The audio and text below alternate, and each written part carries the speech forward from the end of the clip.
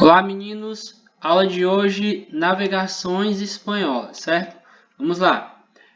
Os reis espanhóis da época, Fernando e Isabel, eles também se dedicaram à busca de um novo caminho marítimo para o Oriente. Lembrando que eles estão naquela coisa de procurar um caminho para chegar ao Oriente, para encontrar as especiarias que não fosse o mar Mediterrâneo, certo? E aí a Espanha também se destacou nesse período dessas navegações, mas eles optaram por outro caminho. Esse cara aqui, o Cristóvão Colombo, ele foi financiado pela Espanha e tinha a intenção de chegar até as Índias Orientais, navegando em direção a oeste. De certa forma, é como se você, por exemplo, a direção oeste de Teresina seria Timon, por exemplo. Aí para vocês terem uma referência. Colombo tinha o conhecimento de que nosso planeta era redondo, porém desconhecia a existência do continente americano, o continente que a gente vive hoje. Eles não conheciam na época, certo? Ele chegou no dia 12 de outubro de 1492 às ilhas da América Central, sem saber que tinha atingido um novo continente, certo? Já já vou mostrar para vocês o mapa. Em contato com os índios da América, maias, incas e astecas, que a gente vai tratar desses povos aqui posteriormente, ainda esse ano, os espanhóis começaram um processo de exploração desses povos, porque eles tinham interesse na grande quantidade de ouro que existia nessas áreas. Além de retirar as riquezas dos indígenas americanos, os espanhóis destruíram as suas culturas, que é o que o livro traz para a gente aí. A gente vai falar sobre isso de uma forma mais especificada, não se preocupem. Aqui a gente tem a Espanha, certo? Portugal aqui é uma parte desse território, mas aqui a gente tem a Espanha e aqui é essa primeira navegação que foi realizada aqui pelo Colombo, certo? Ele chegou essa área aqui é a América Central, então ele fez essa navegação aqui e depois voltou para a Espanha. Depois teve esse novo processo aqui do Fernão de Magalhães, que ele fez toda essa circunnavegação aqui e aí vai até aqui e sai aqui para chegar com a intenção de chegar aqui no Oriente, certo? Para navegar por essas áreas aqui. Aqui são rotas de navegação da época, certo? Todas elas, se vocês repararem, têm o interesse de chegar nessa área aqui, ó, principalmente aqui na Índia e aqui nessas áreas da China, que é onde tinham as especiarias. Seguindo, a descoberta e contra-invasão. Existe aí, a gente está tratando agora sobre a questão da chegada deles aqui no continente americano, e o livro vai trazer essa discussão para a gente. Se foi uma descoberta, se foi um encontro ou se foi uma invasão. E aí ele vai dizer o seguinte: mais de 500 anos depois da chegada do Colombo das Ilhas das Bahamas, na América Central, podemos afirmar que o dia 12 de outubro de 1492 foi uma descoberta, um encontro ou uma invasão da América pelos europeus. Não se pode dizer que foi uma descoberta, pois quando Colombo chegou à América, milhões de indígenas já moravam aqui. Ele vai dizer aí. Também não podemos afirmar que foi um simples encontro de culturas diferentes ou um encontro amistoso e respeitoso. O que o livro vai sustentar para a gente é essa ideia aqui. O dia da chegada do Colombo foi um dia de invasão da América pelos europeus. A ideia que ele vai sustentar para a gente é de que essa chegada deles aqui no continente americano foi uma invasão, e é esse o nome que a gente vai dar de acordo com o livro de vocês. O contato entre os europeus e os indígenas foi muito violento. A gente vai estudar isso mais a fundo lá no final do ano, mas o encontro dessas culturas foi extremamente prejudicial para os indígenas, como é até hoje. A partilha do mundo entre Portugal e Espanha. Como vocês já sabem bem, a gente está estudando esse período das grandes navegações em que Espanha e Portugal se destacaram, certo? E aí a gente vai ver que eles meio que quiseram dividir o mundo entre eles dois. Logo que Colombo chegou à América, o governo da Espanha procurou estabelecer seus direitos para as novas terras. O Papa Alexandre VI decidiu pela divisão dos territórios. As novas terras ficariam divididas em duas partes. A parte que estava a oeste da linha pertenceria à Espanha e a parte que ficaria a leste pertenceria a Portugal. Representantes de Portugal e Espanha reuniram-se na cidade espanhola de Tordesilhas e assinaram o Tratado de Tordesilhas em 1494. Esse tratado estabelecia que a linha imaginária passaria 370 léguas a oeste das ilhas de Cabo Verde, certo? É uma coisa que ilha de Cabo Verde fica no continente africano. O rei da França, Francisco I, declarou essa frase aqui que é muito famosa para a época. Gostaria de ver o testamento de Adão para saber como ele dividiu o mundo. É uma crítica, porque o rei da França ele também queria colonizar. E aí Portugal e Espanha estavam dividindo o mundo apenas entre eles dois. O rei da França queria dividir essa parada aí com eles. E aqui a gente tem uma foto geográfica do Tratado de Tordesilhas. Essa parte em amarelo aqui ficaria com a Espanha e o resto ficaria com Portugal. Aqui é a linha do Tratado de Tordesilhas. Inclusive, isso vai influenciar aqui no processo de colonização do território brasileiro posteriormente, certo? É uma coisa que a gente vai discutir depois. Então, eles meio que dividiram o mundo entre eles dois. Claro que o pessoal não aceitou isso 100%.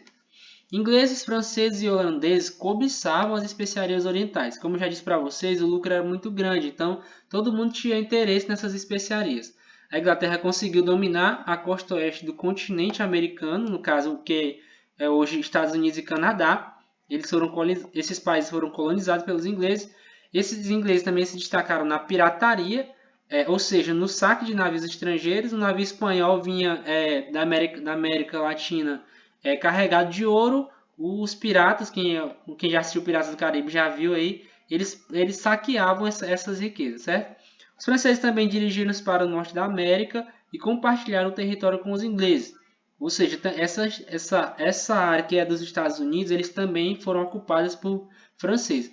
Quando obtiveram a sua independência da Espanha, os holandeses entraram no processo de expansão marítima também. Ou seja, todo mundo queria ganhar essa parada aí, essa corrida.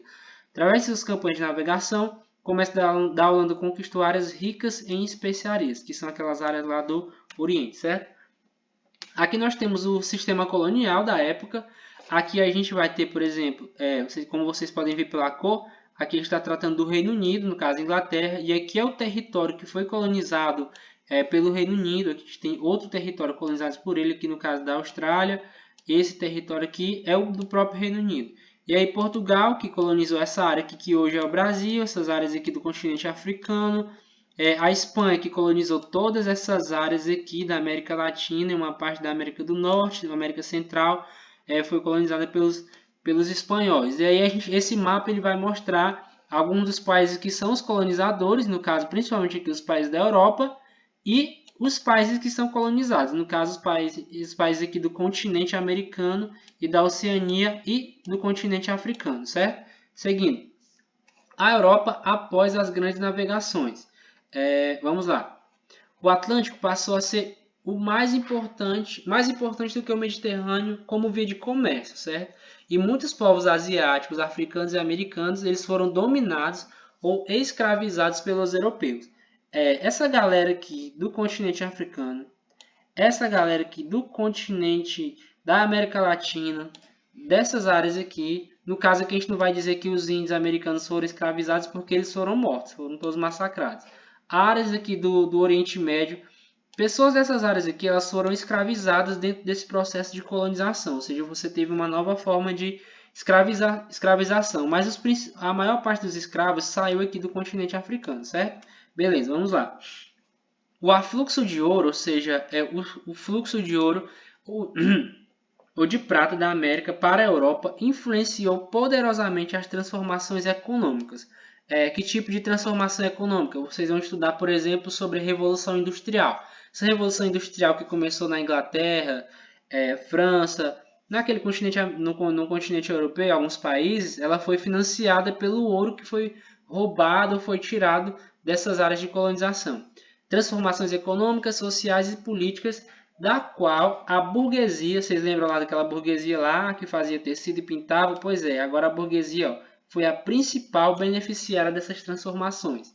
Os produtos tropicais originários do Novo Mundo tornaram-se fonte de riqueza para minorias de colonos europeus e suas respectivas metrópoles. Como é que funcionava isso? O cara ele saía aqui, por exemplo, da França, e aí ele ocupava um território aqui nos Estados Unidos, e aí esse cara ele virava um colonizador. E aí o produto que era o bem que era produzido aqui, ele mandava para lá. Isso, e ele ganhava dinheiro nesse processo. Então, a exportação desses produtos dos continentes, dos países colonizados para os países que eram colonizadores enriqueceu muita gente, porque o cara que era dono de alguma propriedade aqui, ele era ou era vindo dessa área aqui da Europa, ou ele era filho de alguém que veio de lá, certo? E aí, plantas alimentícias americanas como a batata e o milho melhoraram a dieta popular europeia, ou seja, uma influência aí inclusive na alimentação. Generalizou-se o consumo de especiarias e os produtos de luxo orientais se difundiram, certo? Quando a gente fala de orientais, a gente está falando dessa área aqui do continente, no caso Índia, Japão, China, essas áreas aqui, certo? Quando a gente fala de oriental, de produtos orientais, as especiarias, os produtos de luxo, a gente está falando dessa área aqui, certo? Beleza. A astronomia, a geografia e as ciências biológicas, a história e a etnografia enriqueceram-se enormemente, ou seja, porque eles tiveram acesso a outras fontes de conhecimento, outras áreas, e aí isso favoreceu muito o desenvolvimento dessas ciências.